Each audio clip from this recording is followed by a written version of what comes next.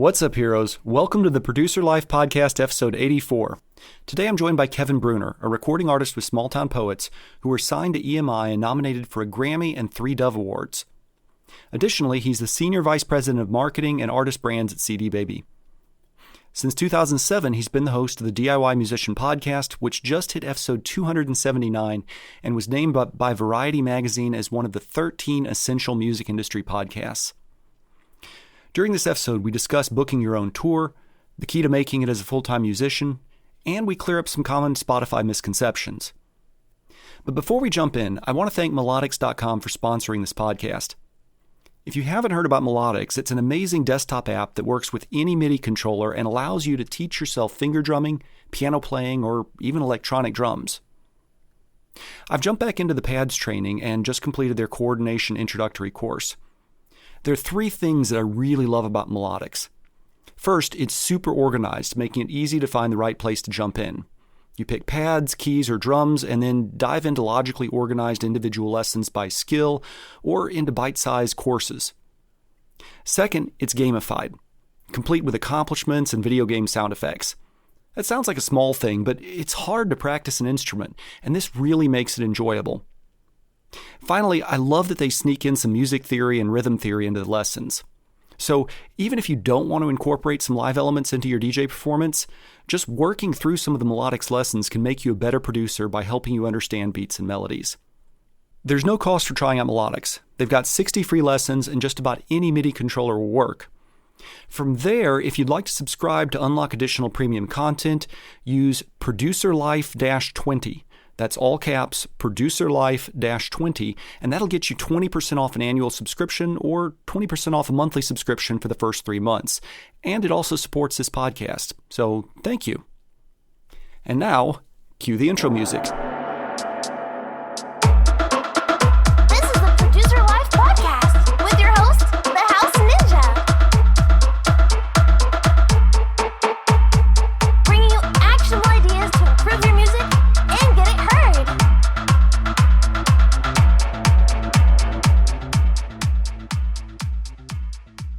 All right, Kevin, welcome to the Producer Life Podcast.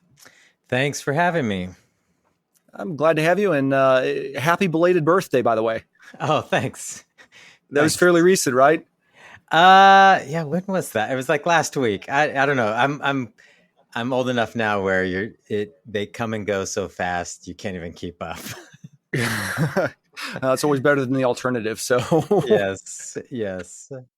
Last year has been so crazy. If you thinking back on 2020, if you had to distill your experience from 2020, how would you characterize your 2020? Well, actually, it started out fantastic, and then then COVID hit, and it felt like pushing pause, and all the artists. I can say, and this show's a producer podcast, so I'm sure many who listen to the podcast went in full music production mode, and people were releasing music like crazy, which was an unexpected side effect of the pandemic. Mm-hmm. And then I know for me personally, with my band, we went through a lot of trial and error of various things, just trying to keep our some momentum going with the ever-changing landscape. And that led us up through Christmas, which ended up being great. It's actually the beginning of 2021 and beyond where it's been kind of like, what next? Because we've had a new album in the works for a while. So we've recorded, one of our guys inherited this farmhouse in the middle of nowhere, Georgia. And I mean the middle of nowhere. There's no neighbors, there's no nothing. It's on farmland. And so we let someone turn it into a recording studio that has been producing our record. And it just took a long time. It's still not out, hopefully out this fall.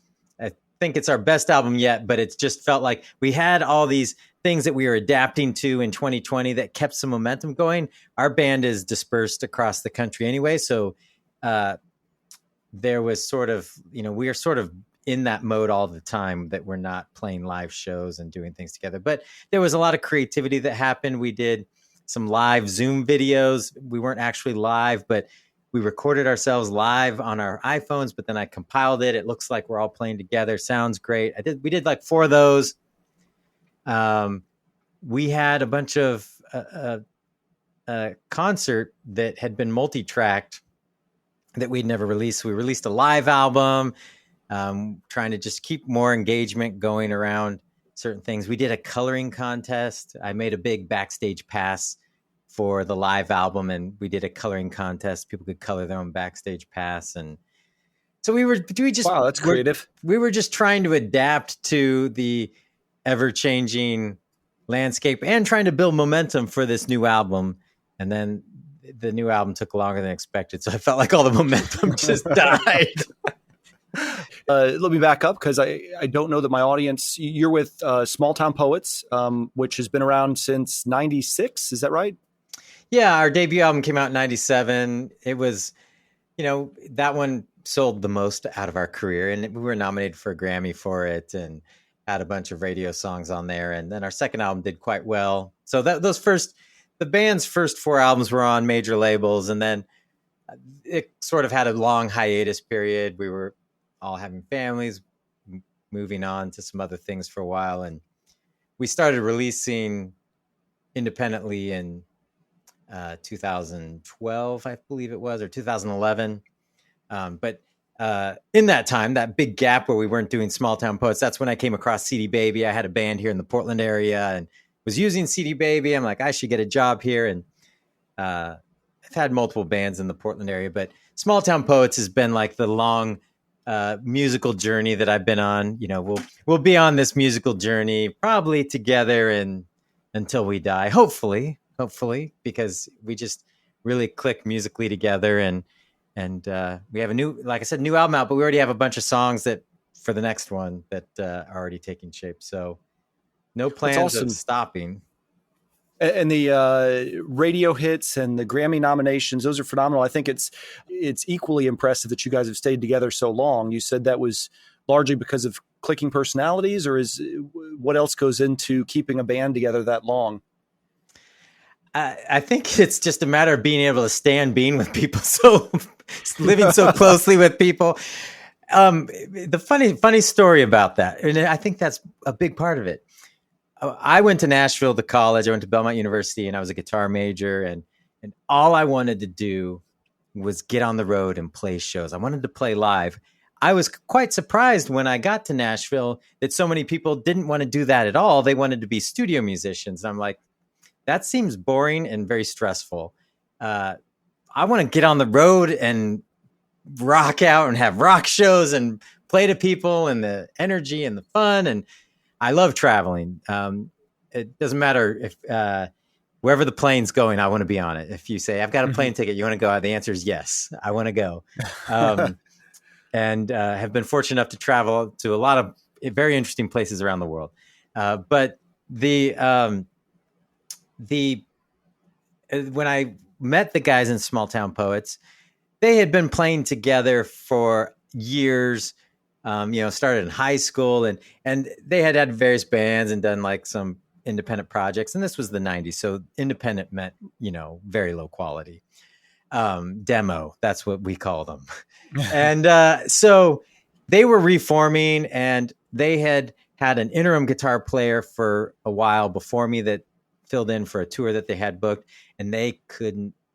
I don't know if he'll be listening to this. So they did not get along well with him. So, okay. And he was a much better guitar player than me, much better. And he's been a studio guitar player in Nashville for many years. But when I started playing with them, we just clicked on a personal level more. And most of being in a band is having to hang out with people 24/7, 7 days a week, especially if you're on tour. And that interpersonal dynamic can be something that makes or breaks the band.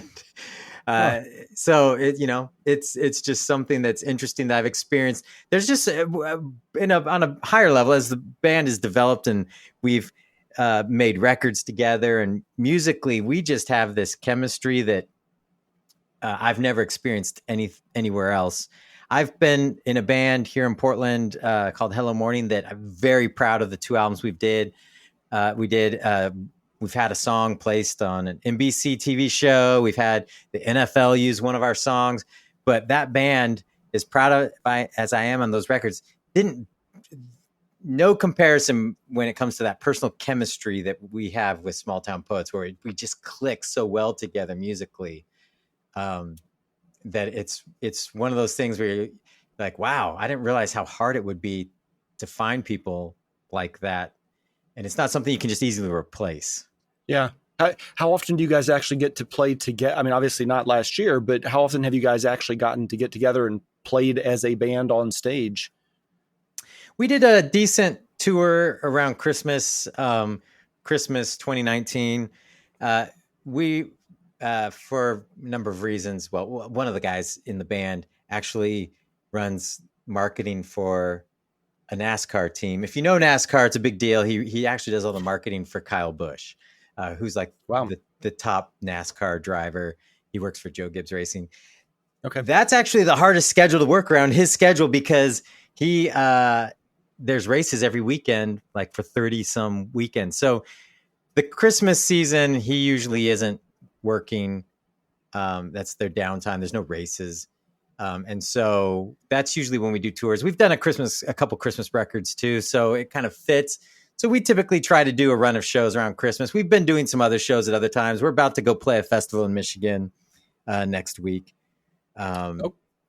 And okay, so terrific. that should be a fun one. So our plan was going into 2020 that we'd be playing more.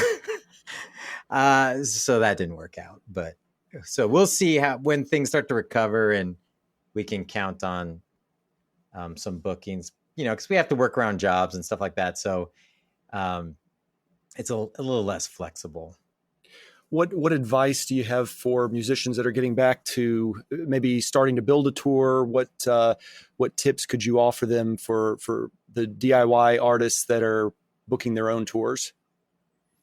Well, we actually you mentioned the DIY Musician Podcast. I believe that we just did an episode on this, and some of the tips like coming out of COVID that I would give.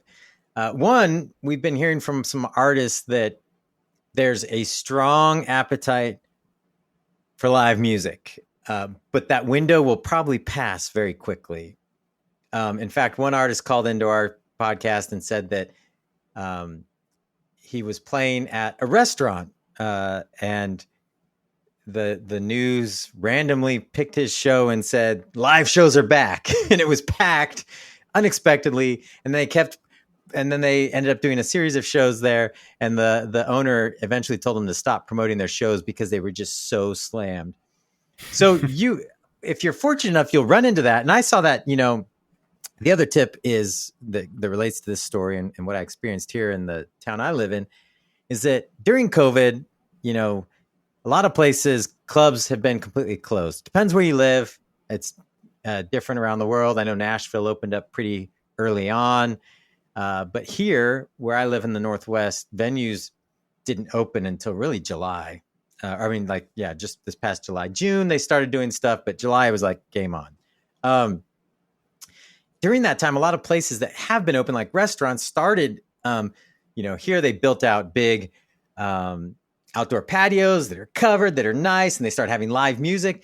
And that's what I experienced. I went down to I live in a town called Camas, which is outside of Portland. It's actually in Southwest Washington.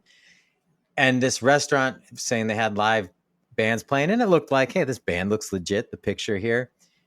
And I thought I'll stop by and support them. It was jam-packed. I couldn't even get in to see them to the area where they had the live music because there's so many people, and they weren't leaving. They were there. They were engaged.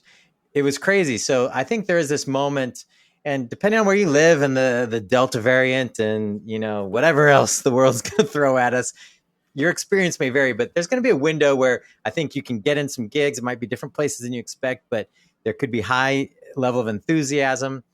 Another thing is that your club booker that you had a relationship with may have moved on to something else, depending on how long the clubs and venues have been closed in your area. So you might have to start from scratch, building that contact list again. and you got to be flexible with what gets thrown at you,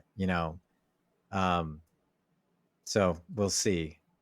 Yeah, all good points. I thought, I don't know whether it was you or Chris that brought it up, but the idea of having a plan for, audience members that want to come up and give you a hug or shake your hand afterwards, Yes. historically, no big deal. But in the COVID era and the Delta variant era, and if you're on tour, you're going to be traveling around potentially spreading something, you need to come up with a tactful way of saying, hey, let's hold off on that. Yeah, I mean, if you're someone that wants to make it clear you have very strong personal boundaries, or what your thoughts on various things are, just like, have a plan how to say it respectfully. You don't want to be caught off guard, because usually that's when a fan's running up to see you, and they're a hugger and they just want to run up and grab you and give you a big hug. You can make that exchange respectful, or you can kind of have an awkward interaction. So have a plan for those things. Understand what, you might come in, some situations you might be in, and I would have some grace for people that all our experiences are not the same. We've been living in, some very different places and almost like a different world that people live in. Like the guys in my band, they live in the South, and things had basically been open up for a while. I'm in the Northwest, where we had been pretty much closed down for over a solid year. And so the way people have been experiencing life or perceiving things is going to be very different. And just, have a plan how to say things respectfully, and know that a little patience and kindness goes a long way. Yeah, good advice at any time, but especially now. Smalltown Poets, you guys you mentioned all of you have full-time jobs right now. A lot of the producers that listen to this are kind of in that transitional phase where they're, independent. They're putting out music regularly. They may be playing some small shows, but I know that at least some of them are interested and have high, aspirations for being full-time touring artists. What factors would you say somebody should consider as they're weighing, do I want to spend my life in a touring career, or do I want to keep this maybe a enjoyable side hustle? What are you hearing from your listeners, and what would you suggest? Well, one, I would say there is nothing wrong with it being an enjoyable side hustle. I know that as artists and musicians and creative people, if you're like me, it's like, there might be a few other musicians in your family, but none of them that are like, I want to do this for a living. I want this to be my life. And it's very weird to most people. So it's like, we're always trying to find that validation of like, hey, he's not a crazy person. This is really what he should be doing. So I get that. But I think there's so many options now that you don't have to just go live in a van if you don't want to. We see artists making, really great livings, especially people that can produce music, building audiences on YouTube, doing all sorts of things, whether it's cool cover songs or just they have this thing dialed with how they can release music quickly and build audiences over different mediums that don't include touring. I think touring's amazing. And if that's something you're about, I think, we're in an era where you don't just have to go jump in a van and play crappy shows. So be selective, understand what, how this is building towards where you want to get. I think also having some goals is helpful, because being able to say, by the end of the year, I want to have played X amount of shows, or have built an audience this big, or released this many tracks. It's helpful, because a lot of times you have those little victories and they go unnoticed, and you're just kind of assuming that one day it's going to feel like the heavens open and you're doing this full time. It's going to be a journey. A musical career is a lifelong pursuit, in my opinion. And usually what we see artists nowadays is that as they build a catalog, as they improve on their craft, as they get better and start building fans, the more they release, the more they get closer to it, the potential of it being a full-time gig. And like building a catalog is so key to making music a full-time gig. Where do you stand? I think you had an episode where you talked about this some years ago, trying to keep on brand with a particular sound. You know, there was a discussion that you and Chris had about, should you delete your back catalog, or should you prune back your back catalog in some of your early work, or maybe songs that didn't get a lot of plays? Given the current Spotify algorithm, what are your feelings about getting rid of some of your early back catalog? Well, as a general sense, because there's always exceptions to the rule, I would say never get rid of your back catalog. Every artist is going to think their newest release sounds way better than the last stuff they did. So don't get in the habit of deleting your back catalog. Your catalog is the best thing that can work on your behalf, because the music that you were proud of maybe 5 years ago and that people were listening to is still valid to them. And you don't want to cut them off. You don't want to eliminate that data from your artist profile. Because really, you know, when you have a catalog, the reason why I stress it so much, and I'm sure everyone who's listening to this has experienced it, you hear an artist or a band and you like it and you're like, oh, this is great. I'm going to go see what other songs they have. And then you go listen to more of the catalog. The more catalog you have, and this is more important in a streaming era than ever before, the more streams you're going to get, because they're going to go listen to more things. You're going to get more streams per person than if you have one song or one album and you keep deleting all the back stuff. And also there's just historical data that these platforms use in order to understand who your audience is and who your music fits in with. So if you keep deleting stuff, you're taking data out of the picture. But ultimately, you know, again, there might be a few exceptions to this rule. Just keep your catalog up. You want to build a catalog. Like I mentioned, all the artists that, most of the artists, not all of them, but most of the artists I see that are making a full-time living from their music have done this well. They've built a catalog. They weren't having a hit mentality. Like if this isn't a hit, then it's worthless. They were building a body of work that the more fans they get, the more music there is for them to listen to. The more music they're listening to, the more money they're going to make. Yeah. And sometimes you don't know when something is going to catch on. I was surprised when I looked at my CD Baby dashboard recently, because one of my early tracks, I think it was the second one I released, called Kick Like a Ninja. And it's kind of this a little bit cheesy techno track. And it didn't do well initially, but then all of a sudden you guys distributed it to TikTok. And when I've got a bunch of people making cat videos of cats kicking each other to my track. And so, you know, I was like, oh, wow, this is cool. Well, that's an excellent point. That's the other thing. And that's one of the things that I love about music and the creative field, is that you never know where success is going to come from. So you may be thinking that, oh, this is my definition of success for this, and if nobody finds it this way, then it's worthless. There may be all sorts of ways that people can end up finding your music. I have two stories related to that, two very different stories. One was this artist that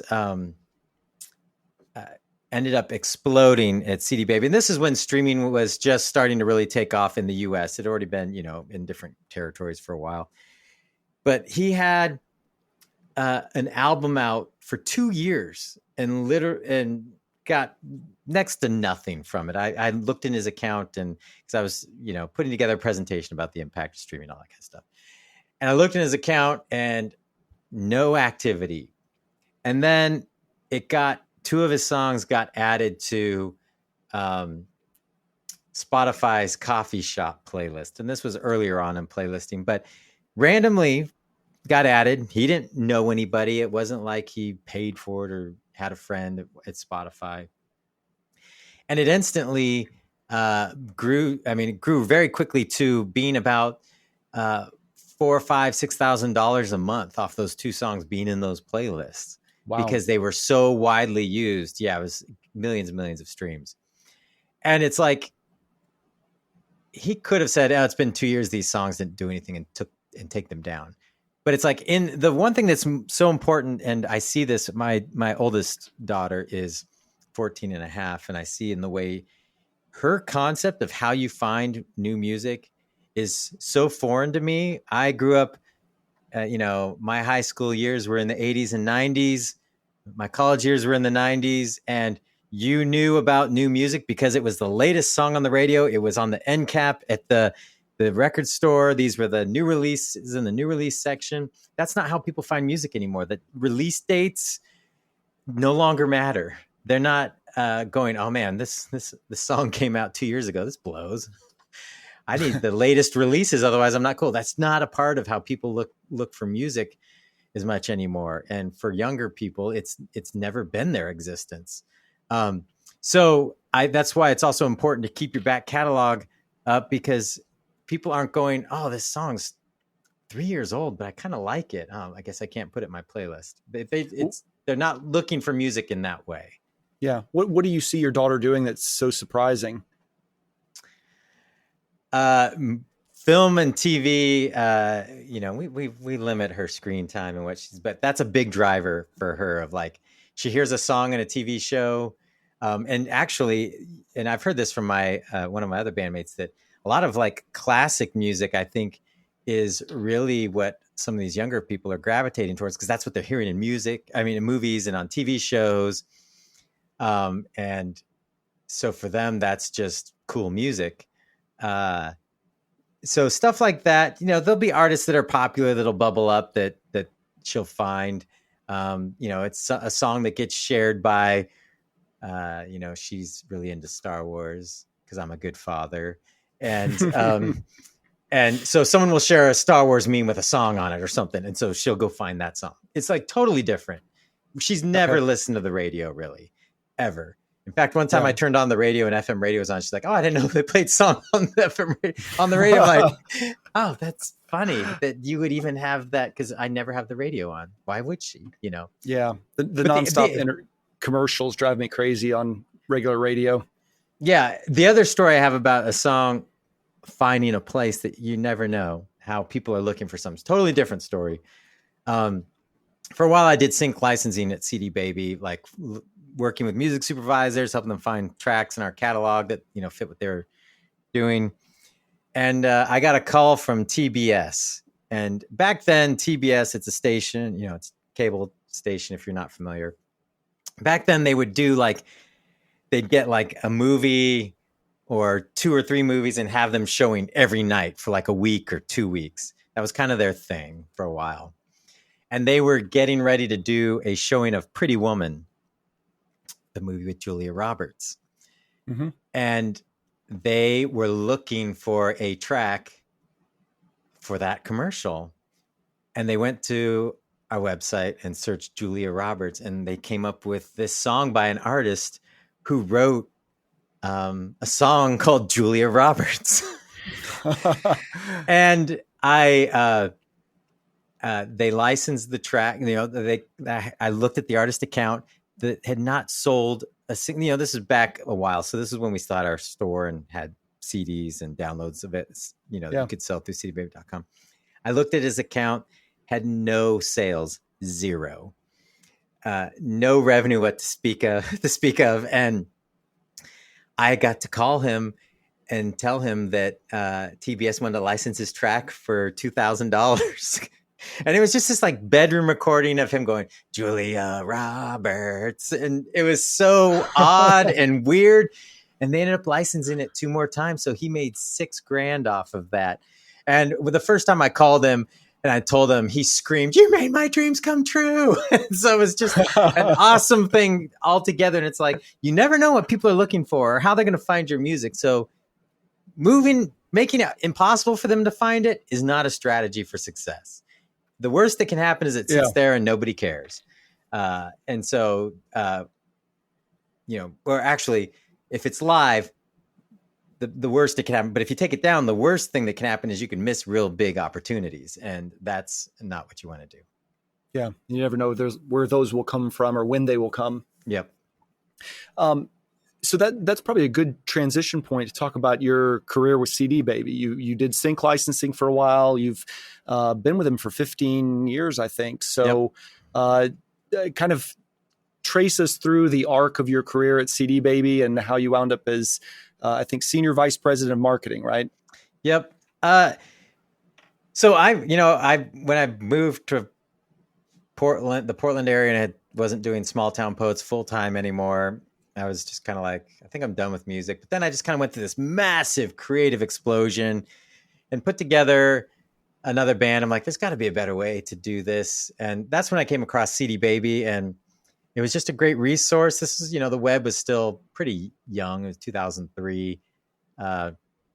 Yes, there's lots and lots of websites, but information wasn't organized very well like it is now. If you're like, hey, how do artists do this? Especially when it relates to the independent artist experience. And most of the business was still catering to labels. And so CD Baby was just a great resource. And I started using it and then ended up just getting a job there. Originally, I was just talking to artists all the time, helping them understand the opportunities and how to navigate this independent landscape that was just really opening up. CD Baby had been distributing independent artists to iTunes, and the iTunes store was exploding. So that was a really exciting thing. And artists things were shifting quickly. And so my job, and you mentioned Chris a couple times, when I started at CD Baby, I sat next to Chris. And that's how, day one, I was sitting next to Chris. Wow. Until he decided to move across the room, and I always give him a hard time saying they didn't like sitting next to me because I asked too many questions. So, but from that experience of like talking to artists all day long, helping them understand their opportunities, and then also hearing a lot of success stories from artists doing new things, like these social platforms were starting to open up. Back then it was MySpace, Facebook was still invite only, but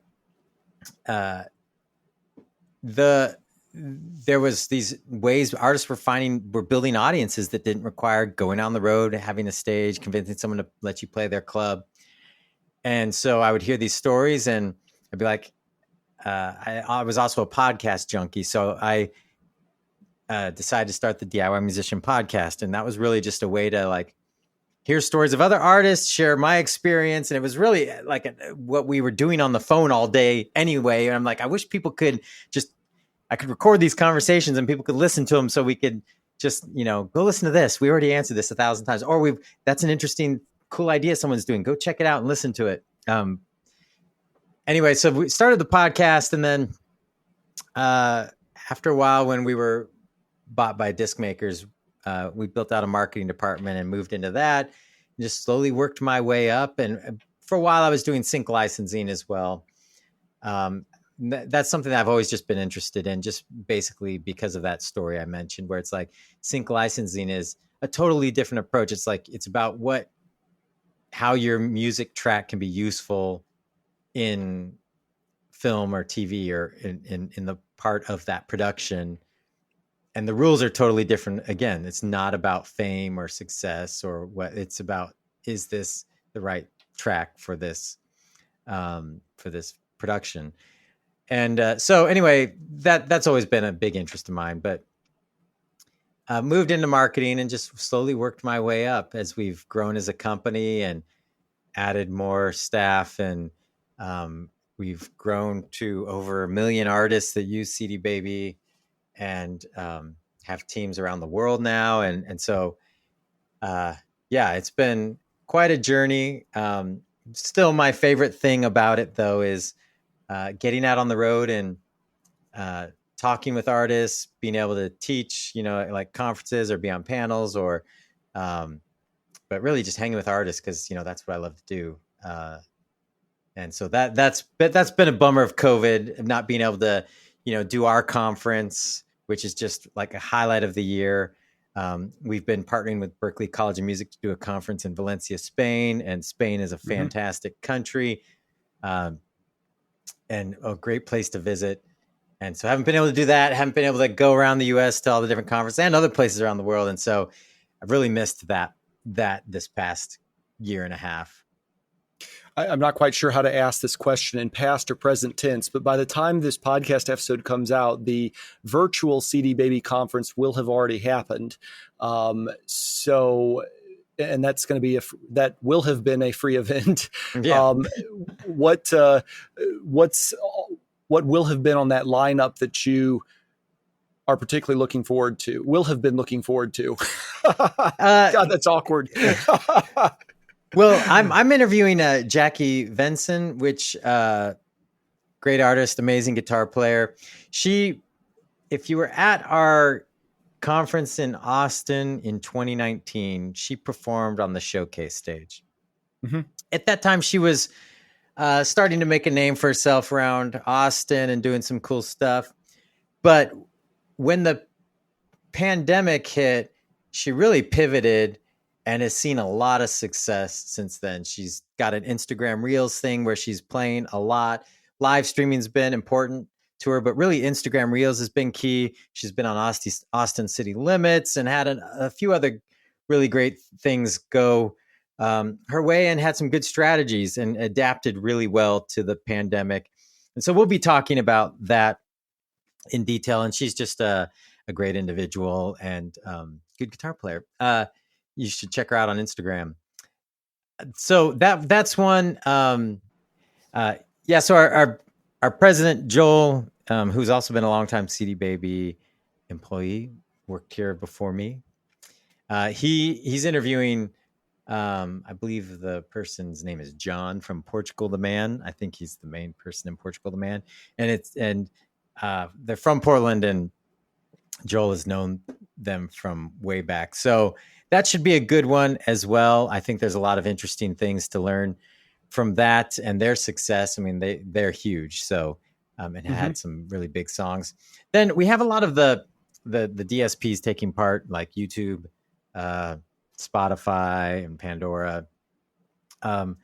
So, you know, we've been trying to do our best to bring the conference vibe as much as we can. We're keeping it pretty brief. It's 3 days, but it's like 4 sessions a day. We know people have Zoom fatigue and are tired of staring at screens, and it's summer. And so we didn't want to go too big and expect people to just park it all day long. There is going to be mentoring, which is always a highlight with our conference, and you know, in general, just being able to talk one-on-one or in small groups with some industry professionals, and the lineup for that's really great as well. Yeah, I remember in 2018, you had your lead attorney, and you could sign up for, I think, 15-minute time blocks. So I had like 25 questions I tried to cram into 15 minutes with him, but it was great. He did an awesome job. So yeah, and you know, for us, we're just trying to keep the DIY Musician Conference name alive, and like we're still here. We're still going to do the conference, and you know, so many people were trying to do these mega virtual conferences that seemed like they sort of fell flat or just weren't worth the effort, because people, again, don't have the desire to sit on Zoom for 3 days straight. It's very taxing and tiresome and agonizing to do that. So we're using this as a springboard to remind people that it's an event that they should get on their 2022 calendars and be ready to roll with. Yeah. Now, I believe in years past, the recordings of the sessions were posted on Facebook.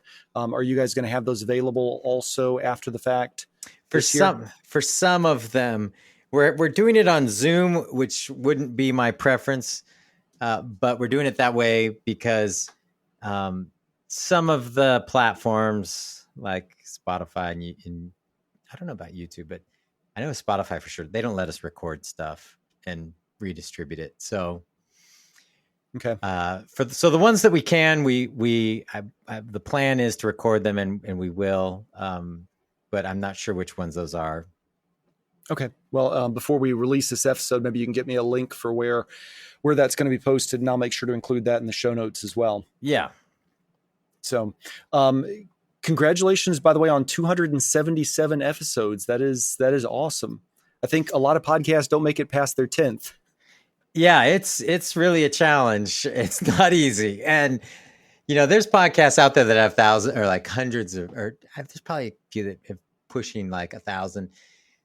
I think it's a lot of those are ones that they just comment on like TV shows or, or they have a massive production like This American Life. And so, yeah, it's been a challenge and we've been doing it since 2007. So to keep it going, it's really been a labor of love. There was a few times where we thought maybe we're done, but then, inspiration strikes and the conference was a big part of sort of giving new life to the podcast because we found out so many people that were listening to the podcast were the people coming to the conference. It's like, wow, okay, now we do know that it is impactful and it is bringing people close to the CD Babies, family. So let's keep it rolling. Yeah. One of before I started my podcast, one of the things that really resonated with me, I listen a lot to Pat Flynn, who does the Smart Passive Income podcast. Yeah. And he's got a Power Up podcasting course and lots of things, but he's got a ton of free resources on his website. And one of the things he likes to talk about is that, people's attention spans are so incredibly short. We as musicians have trouble even getting somebody to listen to the first 30 seconds of our song. But people will listen to 20, 30, 40 minutes of a podcast. And so this is a really unique opportunity and medium to build that relationship with your listeners that really isn't available anywhere else. Yeah, absolutely. I agree. And, I love long form podcasts. When it comes to podcasts, if they're like 10 or less minutes, I'm like, I don't know if I want to subscribe because I want to get into the meat of a conversation or details or how-tos that really dive deep and aren't just surface level. So, yeah, I agree, but I think there's exceptions. There used to be a terrific podcast. I think he might have been at the CD Baby conference at some point. Wade Sutton with the 6 Minute Music Business podcast. Yeah, I've been on that podcast before. Yeah, he had a really unique style, and I used to love listening to that. And it, just sort of bite-sized, actionable tidbits. Unfortunately, he moved on, but that was a good example of a short-form podcast that I always listen to. So, yeah, there are some good ones out there. For me, it's usually like I'm getting in the car. I don't want to keep fumbling with trying to find the next thing to listen to. I just want to put it on and be engaged and get to where I need to go.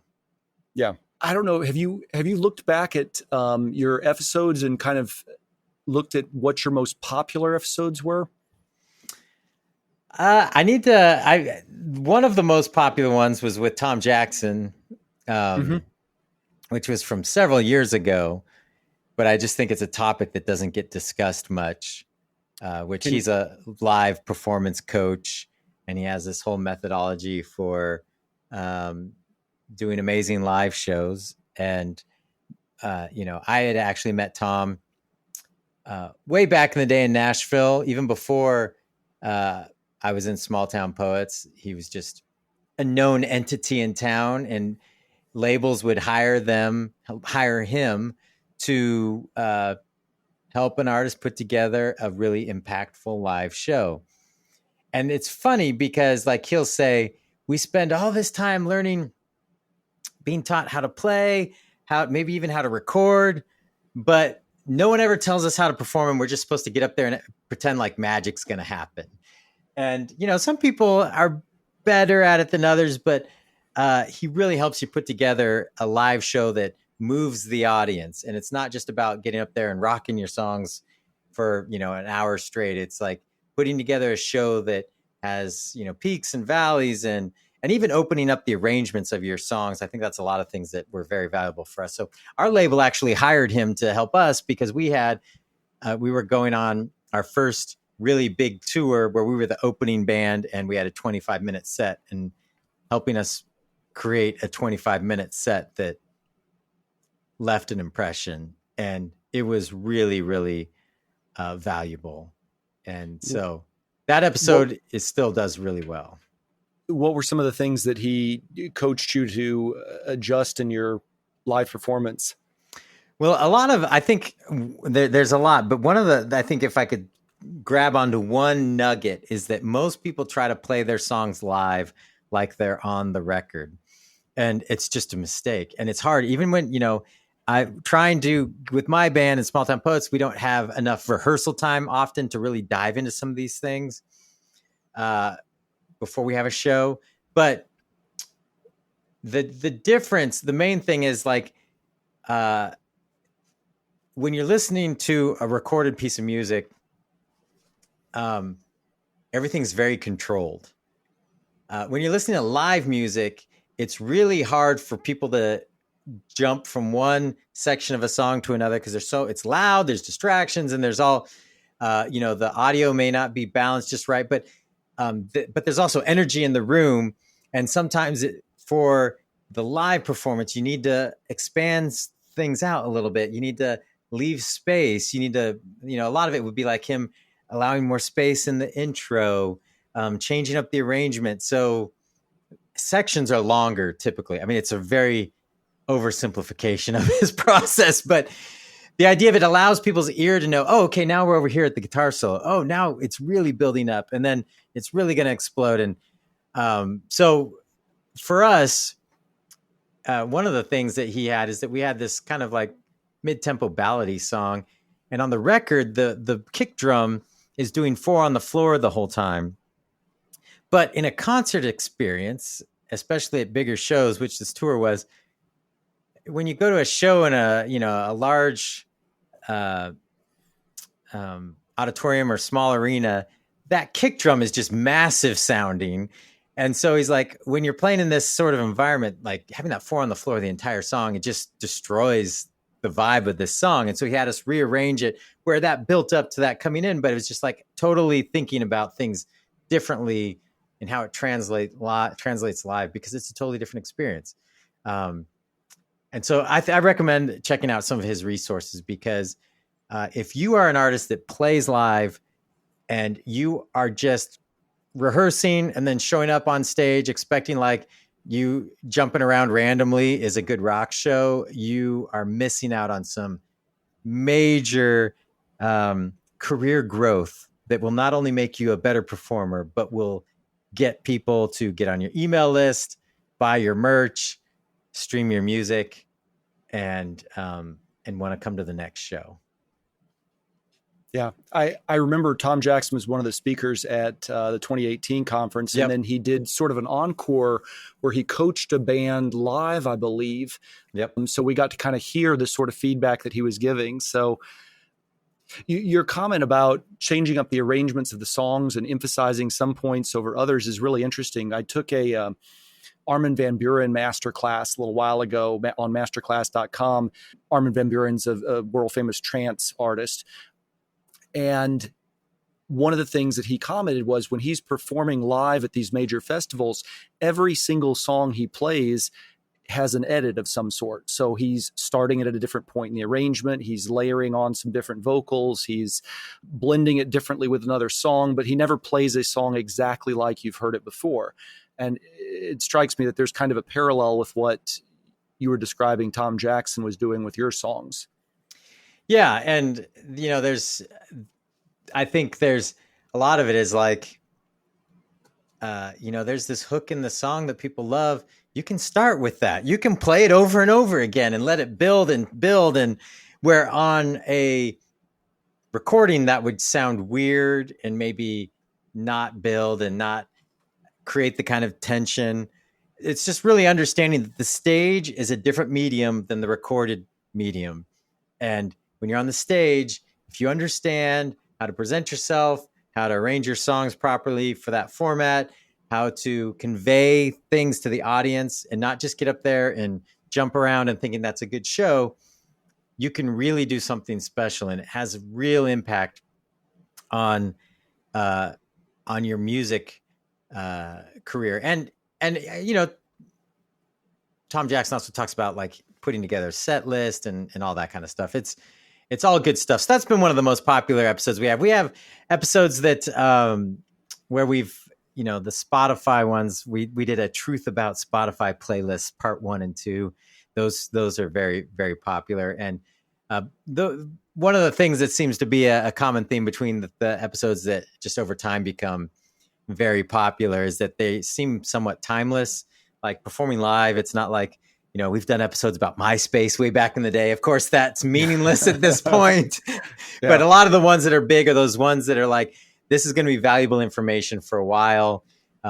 Even though Spotify is a platform that evolves, most of the information on there is about strategy and understanding how the streaming landscape has changed things. And people have gotten obsessed over playlists even, and not truly understanding what's happening there. And some of that information over time may get obsolete, but that's another one that's very popular.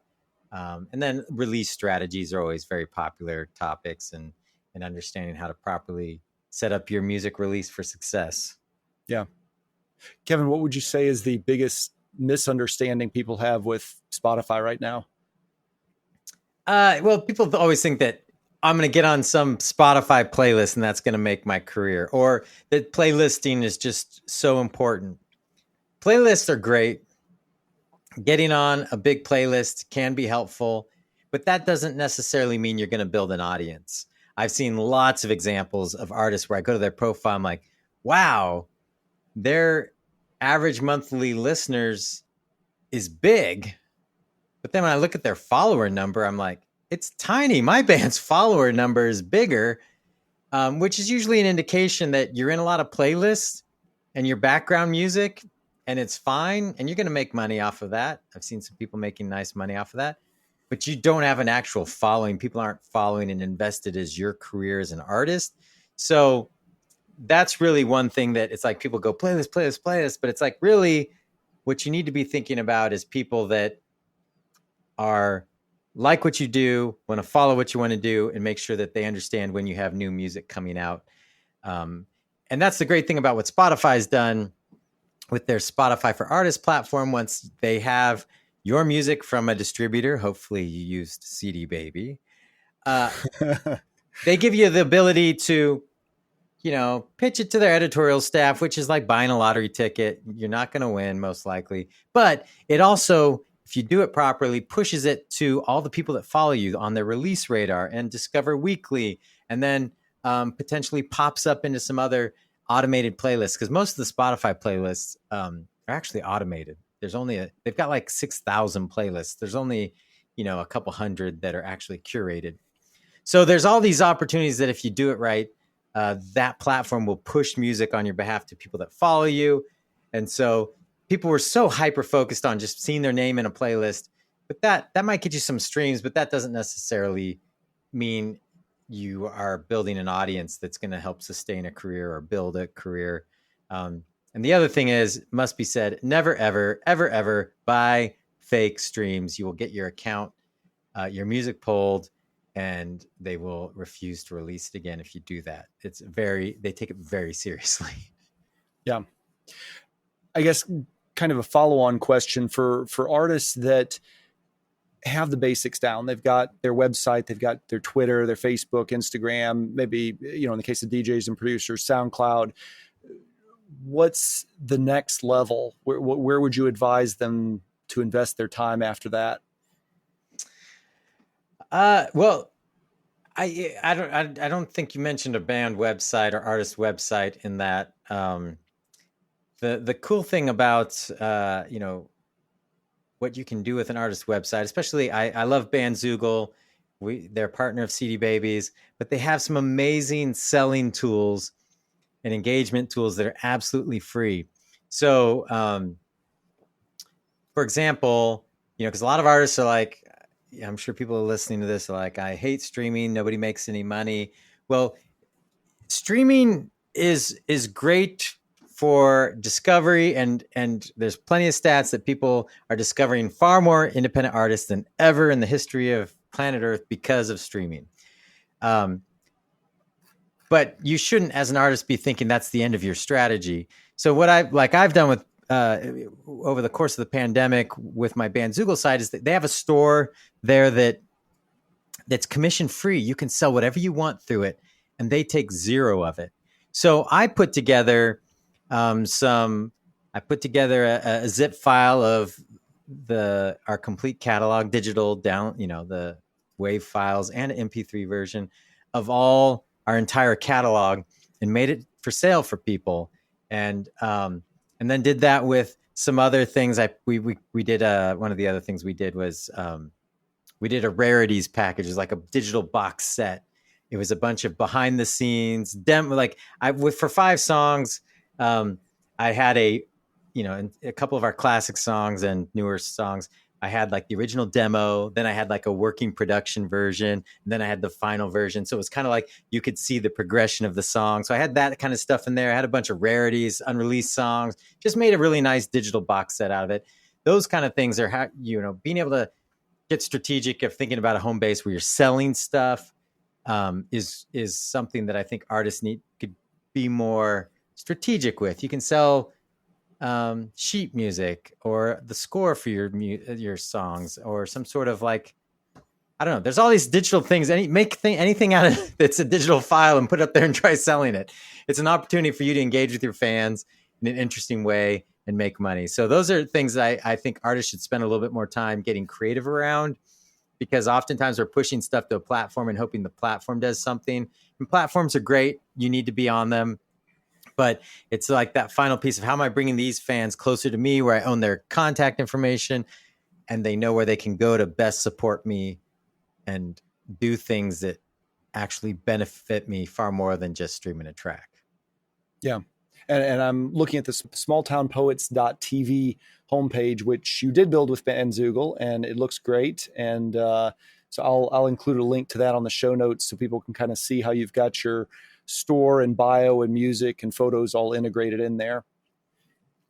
Yeah. And, the one thing that they have that I haven't taken advantage of this tool yet, I'm using it in a different way, but I need to port it over to Bandzoogle, is they also have an integration with Printful, which is a service that allows you to do print on demand t-shirts. So if you're not touring and don't want to spend, $500 getting 50 different t-shirts of random sizes only to end up with the 5 XXLs and the 2 extra smalls stuck in your closet for the rest of your life.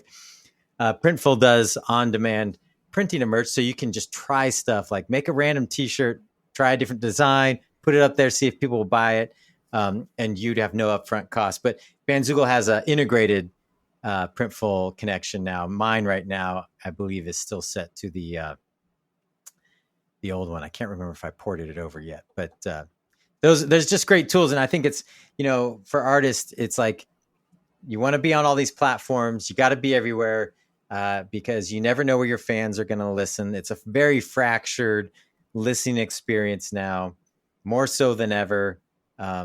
It used to be that you could put up a link for where they could buy the CD or iTunes and you covered 90% of your fans.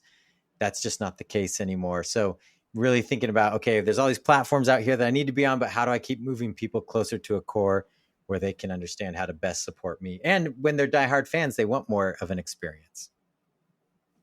Yeah.